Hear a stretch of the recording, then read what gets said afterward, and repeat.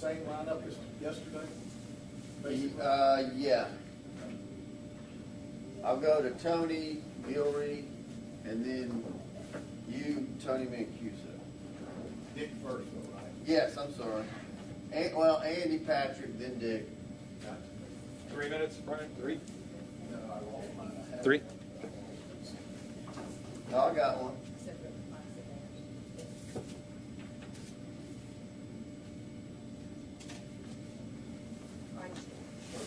I got it. She doesn't have it. Is that the same agenda? Yeah. Yes, sir, from yesterday. Use this. It's about 2 It's minutes. a little different. It's minus the, No, it's not exactly the same.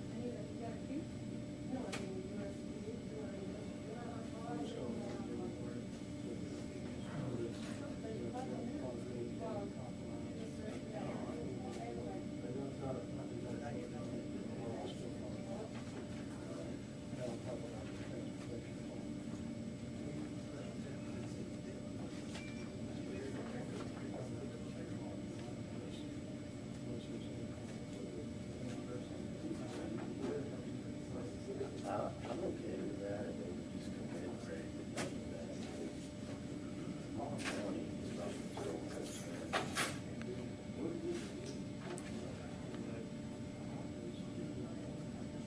well, 1 minute, 1 minute. I think reviews there's fewer and they won't push it on.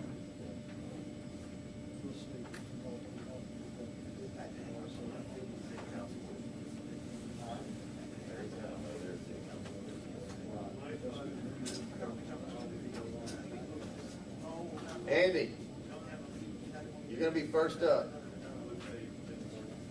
How much time, Tom? 30 seconds. 30.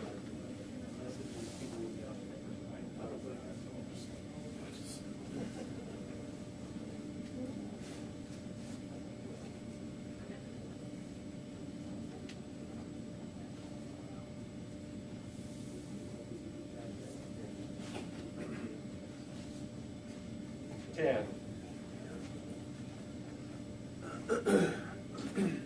5, 4, 3, 2.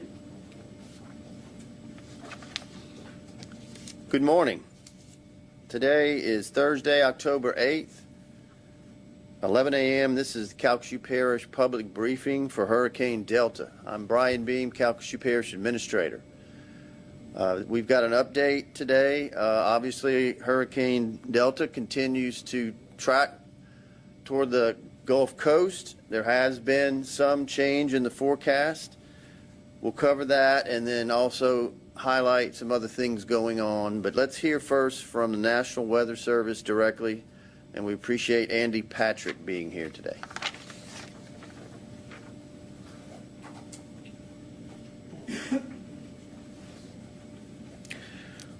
Thank you, Brian. Well, Delta is now well into the west central Gulf of Mexico.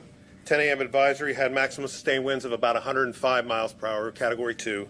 It's moving northwest at 14 miles per hour. It's been holding at a pretty steady northwesterly movement around 15 miles per hour ever since it came off the Yucatan. So right now it looks like, as far as landfall in southwest Louisiana, looks like a landfall projection sometime around late afternoon or early evening on Friday. So I'm going to highlight a little bit on the winds per se as far as what we expect from a timing perspective.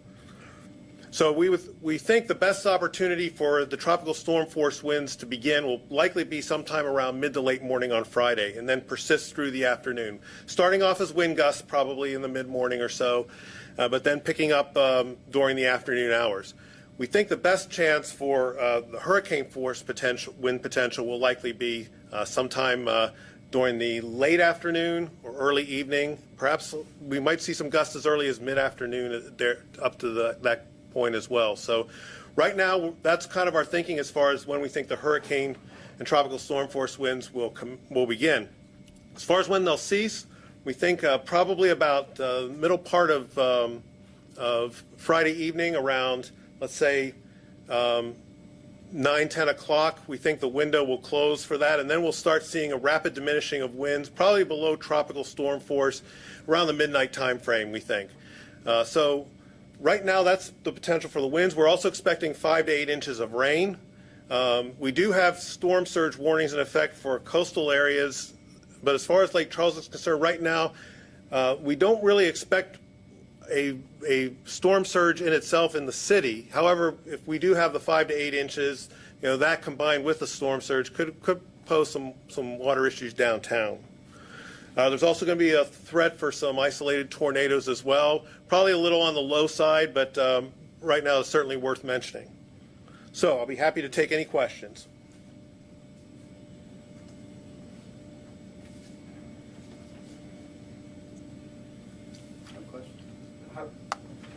How does the city? Thank you. How does the city infrastructure look right now? 6 weeks ago, compared to with this 5 to 8 inches of rain. I mean, is the city, do you think, able to handle that at this point? Probably a better question for Mr. Gremion here. Sure. I think that the answer is pretty obvious. You just have to look around to see that a lot of the debris has been picked up, but a lot hasn't. That's a major issue that we're concerned about, is the amount of rain. If it produces 8 inches of rain, that's a lot of rain on a good day. With the debris around, with some of the drainage laterals having trees in them, it's unavoidable that would cause some problems that we normally would not have on an average day. So I think the answer is yes, it's going to cause some issues. Anyone else? Go ahead, David. Okay. We just to talk about the impacts a little bit, one of the concerns that we have is when you combine a large amount of rain like Andy talked about with a storm surge, it could create some conditions that people are not used to. We also want to remind people that generally we're so far inland that the storm surge may arrive after the hurricane force winds have died down. So don't be fooled into going outside or driving around. We don't want you getting stuck in in some areas that might flood rather quickly. So just keep that in mind. Other impacts, I think you can reasonably expect that some of your electrical power is going to be lost. There's still a lot of limbs hanging, all other kinds of debris that might affect the power lines. I can't speak for the power companies, but it is expected with a Category 1 or 2 hurricane like this that a significant amount of the infrastructure is going to be impacted. So you need to keep that in mind. I know it seems like the power just came back on, but just remember what all you need to do.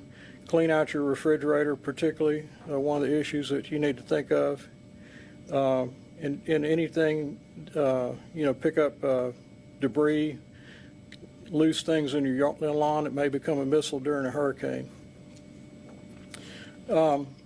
Yesterday, we started our bus pickup of people who don't have transportation to shelters. We started at 6 o'clock yesterday afternoon, and at 10 o'clock when we finished last night, we had 89 persons and 3 pets. So far today, we have transported 50 persons and 3 more pets. Now, those numbers may sound a little low, but you have to remember that a lot of people evacuated for Hurricane Laura have not returned yet. So we urge people, however, if you do need a ride to a shelter, don't wait. We're going to planning on running it till 10 o'clock tonight, but that is pending weather conditions. As of right now, it sounds like it might be okay, but don't delay. If you need to get out, make sure that you go through the process and get a ride to the shelter. 2 primary procedures on this. If you live in the city of Lake Charles, they're going to be running their normal bus routes. And people who live in the area should be familiar with their bus stop near their home. If they'll just go to the bus stop, the city bus will be running the regular routes. If you live outside the city of Lake Charles, call 211 and you'll get information on how to obtain a ride to the shelter. And I think that's all I had, Brian. Does anyone have any questions? Teresa? Did you still want people to call 911 if they can't get to one of the bus stops or whatever? If they should be able to call 211 and get all of the information they need for the evacuation. If you can't, if those other methods fail, yes, they can call 911. What are the circumstances under which people can bring pets? The pet rule generally is if it can sit on your lap.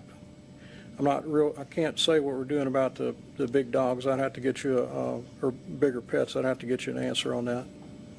Okay. But they are allowing small pets to be carried on the lap.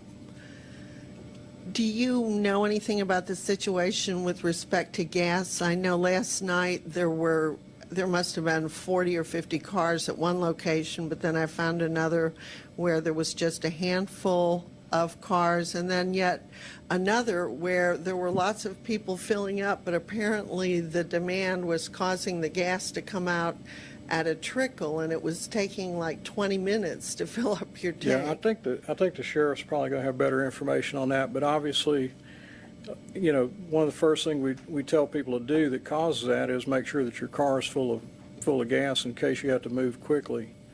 But I have heard reports of long lines at gas stations. But the sheriff may have some other information on that. Why don't you go ahead and ask them to come up? Sheriff? Any other questions? I can think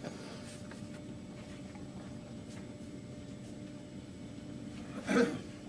Well, I think this is one of the reasons we get on TV and we warn people days before that these are coming. This is storm preparation that needs to be done, not at the last minute. I'm talking about getting gas. We can't control whether a gas station is, the gas is trickling or not trickling.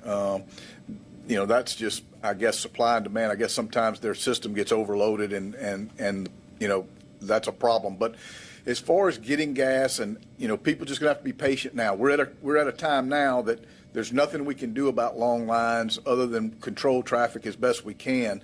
But when we talk about hurricane season, the first thing I did when this thing even looked like it was coming this way was tell my family, hey, you need to go fill up your cars.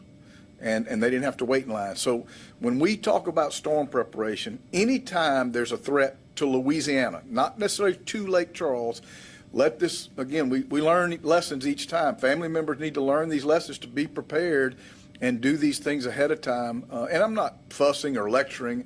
I'm trying to save people this headache and let them understand in the future, all we can do is learn from our past mistake. If you got caught in a line in the last day or so, then remember that next time, we start talking about a storm entering the Gulf.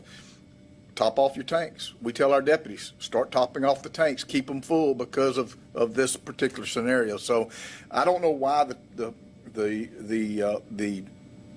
trickling of the is happening. I can't answer that question, but I can tell you the lines are because people just waited till the last minute, and there's really nothing we can do about that except tell people to be patient now at this point. So do you want me to start on did you have anything else or?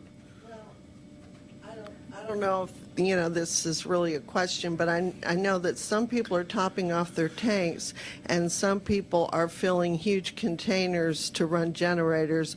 I don't know if there's, any Well, way there's no law or rule that says you can't do either or. I think that's people that are getting to the gas stations are doing what they want to do to survive. They want to make sure that they have prepared and have plenty of gas for the next couple of days. You should have, if you choose to stay, and look, at this point, I can't imagine why anybody would want to stay here. And look, I think I said this yesterday. I have two very close friends of mine that stayed during Laura, and I begged them to leave. I told them, look, y'all don't need to stay here. Well, they looked at me yesterday and said, you don't have to even say anything. We're leaving. We realize now that there's nothing we can do that's going to stop the wind from doing what it did, or the rain, or the flooding waters. the best thing that people can do right now is think about their personal safety. And their personal safety, we called a mandatory evacuation because of the conditions surrounding our area right now, the debris, the flooding possibilities, everything. We don't make those, decisions lightly. Look, we can joke. I told them, I said, I went home last night. I was going to get my wife and I something to eat, and I pulled on the door of the restaurant, and it was closed, and it was like 5:30. We had just left here, and I'm looking at the sign on the door, and it says, take out, you can wait in your car. And anyway, make a long story short, the girl finally came up and said, oh, we had to close. There's a mandatory evacuation. I'm thinking, yeah, no kidding, we caused that. The reality of it is, thank goodness they adhere to that, and that's what we want people to do.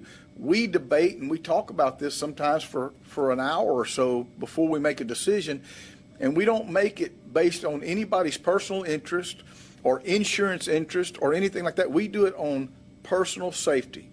What is in the best interest of the public and their safety? How do we get out of this when it's over and it's past? How do we get out of this without anybody being dead or hurt? Because we know resources from this point on get worse and worse and worse. Gas, medical, emergency medical facilities, law enforcement, everything just kind of dwindles down into a very narrow window. And until that storm passes and it's safe, we start building that back up. So, the jail, we don't have a whole lot of inmates anyway because the jail's so badly damaged but we do arrest people still. We have plenty of room to arrest people and put them, and we're going to. We're not going to put up with looting. We're not going to put up with curfew violations. We take this very seriously. The chiefs and I met this morning, so we have a plan, and we're going to execute that plan, and we started that yesterday. But people have to understand this can be very dangerous. You may look at it as a Category 2 storm, but a Category 2 storm, if there's no debris and everybody can pick up their belongings, and may not be quite as damaging as what can happen now as we sit here today with the circumstances that we're in. We just got hit 6 weeks ago, got hit hard, and although the city officials, every mayor, I don't have anything to do with trash pickup or anything like that, but let me tell you something. They have worked tirelessly to get debris picked up. The parish officials, the city officials, they have worked and worked and worked. And you drive down some streets and it doesn't even look like we've done anything. But I promise you, tons and tons and tons of debris have been picked up. But there's still a lot out there, and that is going to cause a problem tomorrow evening when the winds kick up here. And if we don't have to worry about the public, I'm talking about your public officials, if we don't have to worry about them and we can concentrate on just protecting our community and the assets we do have, it's going to make our job a lot easier.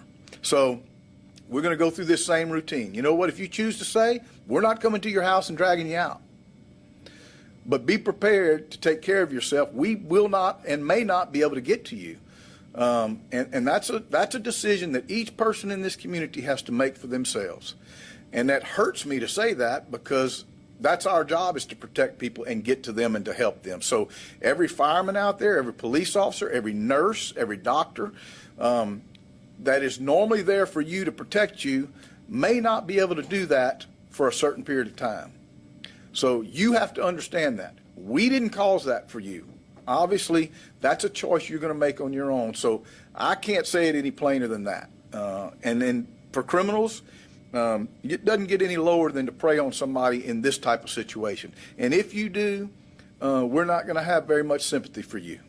We're going to pick you up. We're going to arrest you, even if it's just for curfew violation, if we know that your intent is to rob somebody or steal from somebody or take somebody's property. We're going to put you in jail, and you're just going to have to deal with the conditions that my deputies are going to have to live in for the next few days.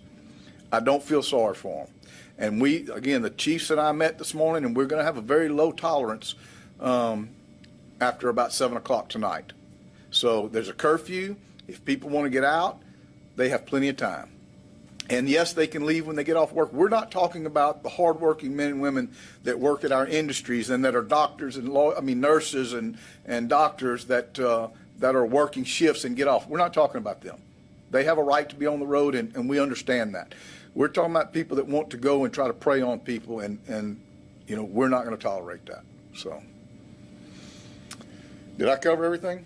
Sorry, I kind of went on a tangent there, but it is important that people understand we're in a very vulnerable situation here in Calcasieu Parish right now. We really are. We just have some circumstances that are out of our control and that can be potentially very dangerous for us. So don't blow it off as a lightly, as a not very big storm, and it could be very, very catastrophic in other ways. So, Brian.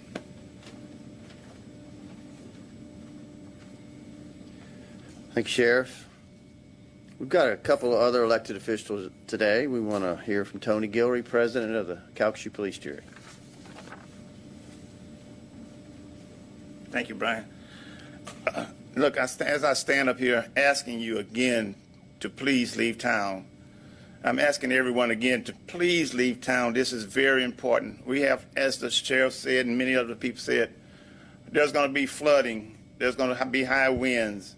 With the high winds that we have, there's going to be things flying around. And this is so important that we're asking you to please leave town. Your life is more important than anything. I know a lot of people, I talk to a lot of people that want to stay.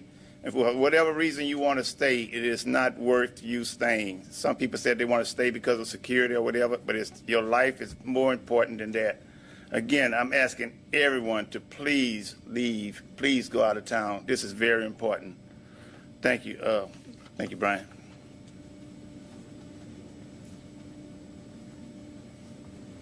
Okay, thank you, Tony. We'll hear next from Mayor Nick Hunter, Lake Charles. Thank you, Brian. Good morning, everyone. Well, we're certainly not mincing words after the latest forecast and what the current track looks like. You need to evacuate.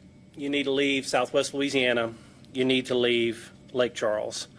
We are talking about a Category 2 storm, but anytime we talk about a category, you always have to plan for at least 1 degree higher than that. So really, we shouldn't be thinking Cat 2 right now. We should be thinking possibility of a Cat 3. I think some of those words the sheriff just mentioned are so important because you can be a prize fighter. You can be Rocky Balboa and just going up against Ivan Drago, and you could win that fight.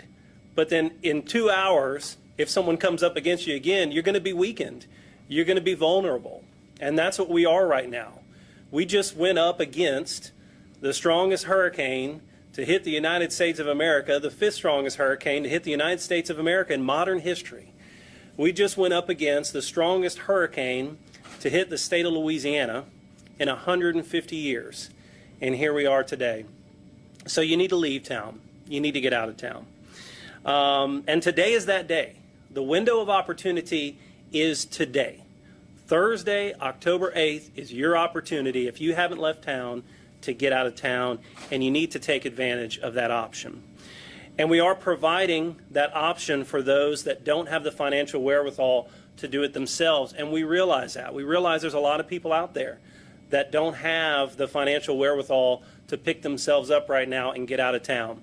Show up to a city bus stop anytime today, and you will get on a city bus. You'll be taken to Burton Coliseum, and then through a state-administered bus, you'll be brought to safety.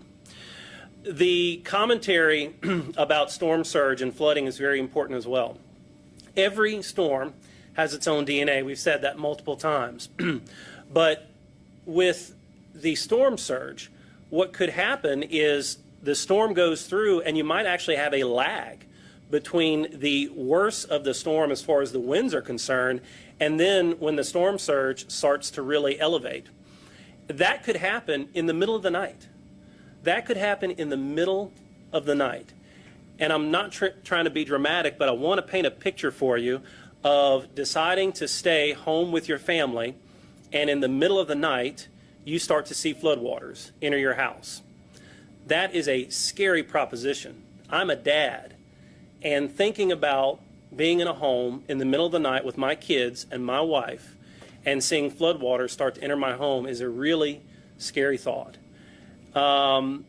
it would be so much better if 3 or 4 days from now you evacuate today, and then in 3 or 4 days you look back and say, well, you know what, maybe I didn't have to evacuate, maybe it wasn't that bad. The alternative is if you stay and then in the middle of the night you're saying to yourself and your family, oh my God, I wish we would have left. Please don't put yourselves in that position with Hurricane Delta. We are seeing a lot of trash cans that are still out at the roads. Trash cans, garbage pickup is not taking place today. Please bring those cans in and secure them. And again, ladies and gentlemen, I don't know any other words or language that I can use at this moment. We do not take these things lightly. It is a big deal to call a mandatory evacuation. And we wouldn't be doing it if we weren't very concerned about Hurricane Delta. That's the end of my report, unless there are any questions. Thank you.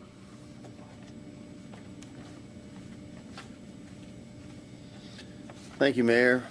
And a most impressive recollection of Ivan Drago from the Rocky movies. I don't remember if that was 3 or 4, but Too many. it's sort of, it seems, I don't know if everybody feels this way. We're still in this state of disbelief we're having to go through this, but we do need to. And it's very unusual, but this storm is different, and we don't know exactly what will happen, but it's got enough of a threat, both in wind and water, that people need to take this seriously. We've got one more speaker today before we wrap it up. Margaret Harris is here with Entergy. She spoke yesterday and will today on their current preparations for the pending storm.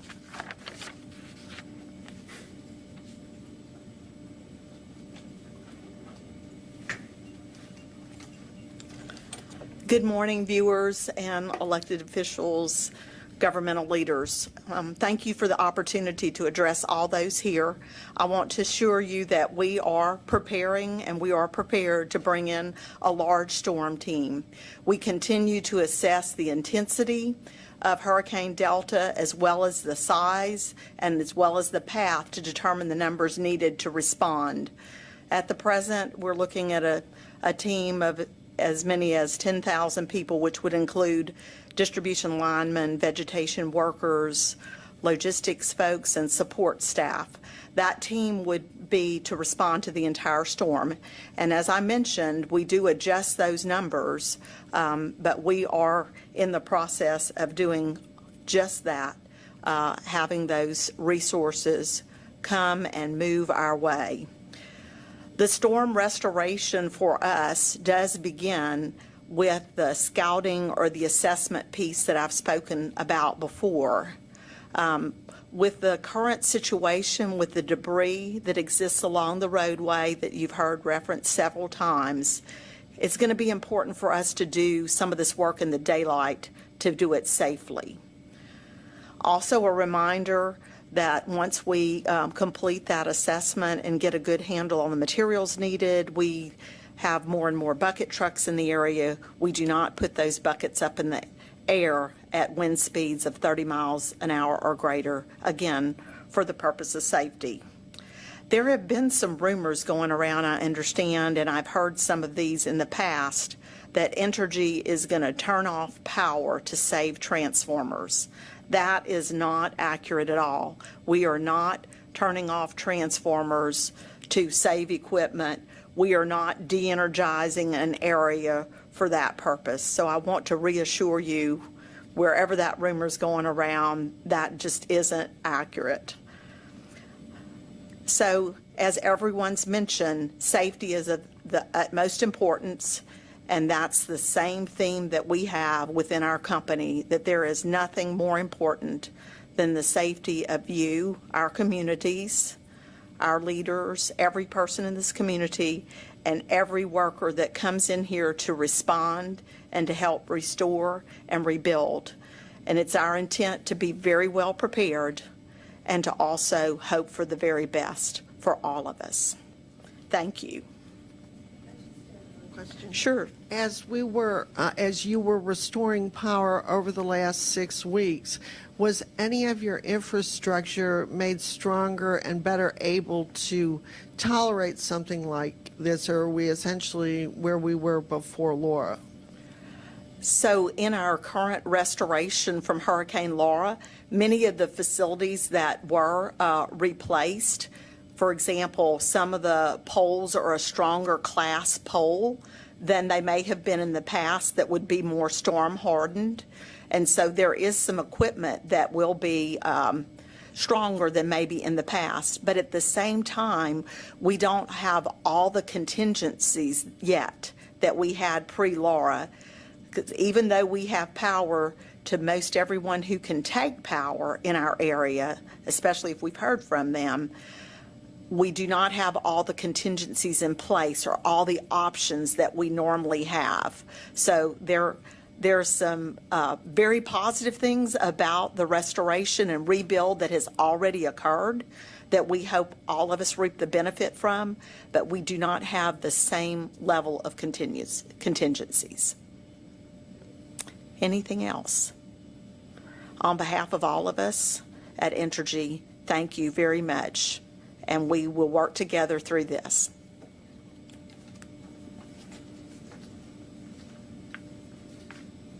Okay, thank you, Margaret. Current status and looking ahead, I want everybody to know that the Emergency Operations Center where we are now has been activated full-time. That actually began earlier in the week and will continue through the event. The police jury president, in consultation with the executive policy group, yesterday issued a mandatory evacuation, which the parish is still under, and everyone is strongly encouraged to evacuate from all the reasons stated. I did take a look at the traffic on one of the digital apps. It's a little heavy in Calcasieu, which is actually a good thing. That means people are leaving, but it seems to ease up once you get into Texas. So most people are going westward, and so there's still time to do that throughout the day. We do not have plans to do another public briefing before the expected landfall of the storm. However, Mr. Grimion and all his staff are available for any information that may need to come out between now and then, or any of the other elected officials in their particular municipalities or the parish. Other than that, we want everybody to be careful and please heed the advice of local elected officials, that they have your interest at heart, and want everybody to stay safe. Are there any final questions? Okay, we appreciate everybody's participation.